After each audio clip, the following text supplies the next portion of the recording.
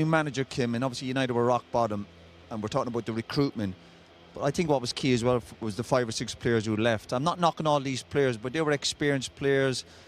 Pogba, Mata, Matic, Jesse Lingard, lads who've been around and kind of knew they were leaving. They knew a few months ago they were going to be leaving. Their contracts are up with most of them. And I think that wasn't helping. Whereas there definitely feels around the club a bit new energy. New manager obviously put a few markers down after such a bad start to the season. And that momentum, that feel-good factor is certainly back at the club. And you feel the energy levels are slightly different.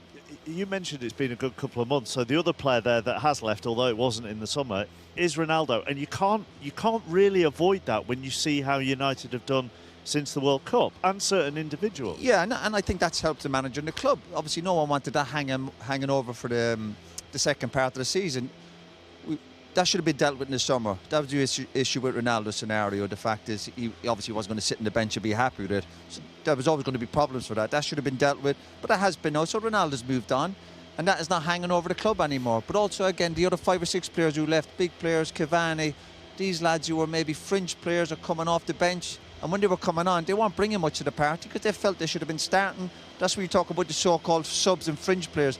They've got to come on and be ready. Whereas the players last year who weren't involved, you just felt they were energy sappers.